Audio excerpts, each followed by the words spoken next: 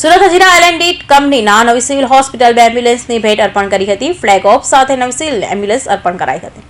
L&D Hazira દ્વારા સુરત નવી civil hospital દર્દીઓની સેવા માટે ફોર્સ કંપની બે એમ્બ્યુલન્સ આપવામાં આવી છે। મંગળવારે સવારે L&D કંપનીને VP અને CFO સંજયભાઈ દેસાઈ અને એમની ટીમના સદસ્યો સુરત સિવિલ હોસ્પિટલ પહોંચ્યા હતા અને સિવિલના રેડિયોલોજીસ્ટ વિભાગ બહારથી એમ્બ્યુલન્સ ફ્લેગ ઓફ કરી સિવિલના એમ્બ્યુલન્સ અર્પણ કરી હતી। જી સાહેબ, નમસ્કાર, મારું નામ સંજય દેસાઈ છે। હું લાર્સન એન્ડ ટોબ્રો કંપનીમાં વાઇસ પ્રેસિડેન્ટ અને ચીફ એડમિનિસ્ટ્રેટિવ ઓફિસર તરીકે કામ કરું છું। આજના આ પ્રસંગે જે સિવિલ હોસ્પિટલ ખાતે બે એમ્બ્યુલન્સ ડોનેટ કરવાનો જે પ્રસંગ રાખ્યો હતો તેમાં આપ સૌ હાજર રહ્યા એ બદલ ખૂબ ખૂબ આભાર। લાર્સન એન્ડ ટોબ્રો કંપની એક એવી છે જે આખી દુનિયામાં અને ભારત વર્ષમાં ખૂબ જાણીતી છે।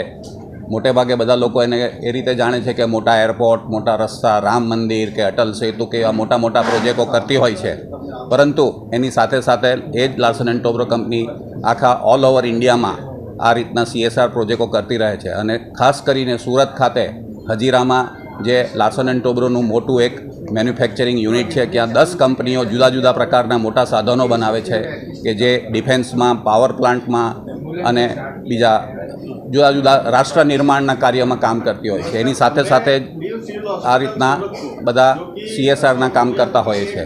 મોટે ભાગે અમે અમારી કંપનીની આજુબાજુના ગામડાની અંદર આ બધા પ્રોજેક્ટો કરતા હોઈએ છે, પરંતુ સુરત સિવિલ હોસ્પિટલમાં જે રીતે દર્દીઓને લાભ મળે છે અને ખાલી સુરત ખાતે નહીં પરંતુ આખા દક્ષિણ ગુજરાતના દર્દીઓનો જે લાભ રહે છે એ જાણીને અમને ખૂબ આનંદ થાય છે। અને તેથી દર વર્ષે જ્યારે બી કંઈક પણ એમની રજૂઆત આવે છે અને અમે ખૂબ જ ધ્યાનપૂર્વક લઈ અને જે પણ અમારાથી થઈ શકતું હોય એ હંમેશા મદદ કરતા રહીએ છીએ।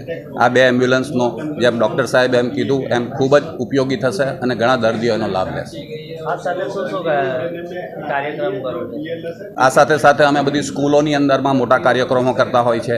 અમારી એક CSRની અંદર પોલિસી છે, એની અંદર ગાઈડલાઇનમાં અમે મોટે ભાગે 3 વિભાગમાં કામ કરતા હોય છે। એક હેલ્થ કેર રિલેટેડ હોય છે, સ્કૂલ રિલેટેડ હોય છે અને બીજું સ્કૂલ અથવા તો હેલ્થ કેર રિલેટેડ કંઈક ઇન્ફ્રાસ્ટ્રક્ચર ડેવલપમેન્ટ। જેવી રીતના અમારા હજીરાની આજુબાજુના કાંઠા વિભાગના બધા ગામડાઓ છે જ્યાં પીવાના પાણીની મોટી અગવડ છે, ત્યાં આગળ પીવાના પાણીની સગવડ કરવા માટે અંડરગ્રાઉન્ડ ટાંકી બનાવવી, તળાવ બનાવવા, આ રીતના બધા ઘણા, પછી દરેક સ્કૂલોની અંદર ડિજિટલ ક્લાસરૂમ કરવા, આ રીતની બધી પ્રવૃત્તિઓ અમે કરતા।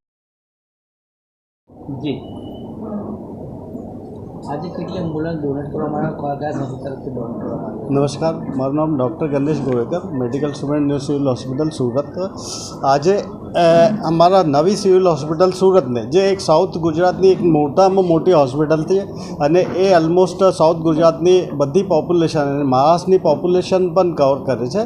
આ હોસ્પિટલને L&T દ્વારા બે એમ્બ્યુલન્સ આપવામાં આવેલી છે જેની કોસ્ટ 44 લાખ જેટલી છે। આ BLS એમ્બ્યુલન્સ છે। આ એમ્બ્યુલન્સ ગરીબ દર્દીઓ માટે લાવવા લઈ જવા માટે બહુ મદદરૂપ રહેશે। જે રિમોટ લોકેશન પર જે પણ દર્દીઓ છે એના માટે લાવવાના અને લઈ જવા માટે આ એમ્બ્યુલન્સ મદદરૂપ રહેશે।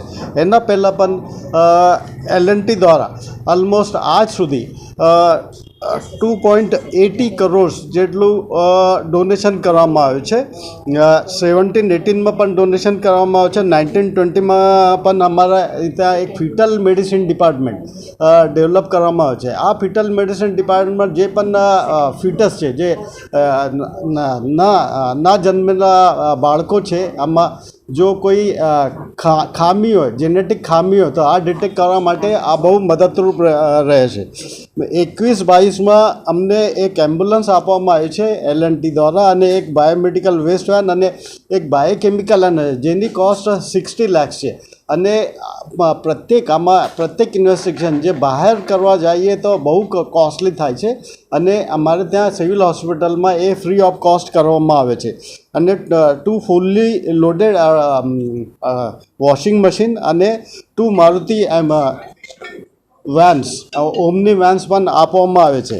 એના પછી 23-24માં બે એમ્બ્યુલન્સ અત્યારે આપવામાં આવેલ છે અને ફિટલ મેડિસિન અમારા જે ડિપાર્ટમેન્ટ છે એના માટે જે પણ રિએજન્ટ્સ, કન્ઝ્યુમેબલ્સની રિક્વાયરમેન્ટ છે એ પણ આપવામાં આવે છે। એની પણ કોસ્ટ 16 લાખ જેટલી છે અને બે એમ્બ્યુલન્સની કોસ્ટ 43.2 લાખ એટલી છે। એમ્બ્યુલન્સ છે, કેટલા દર્દીઓનો ઉપયોગ એમ્બ્યુલન્સ દ્વારા કેટલા દર્દીઓ લાભ લે છે?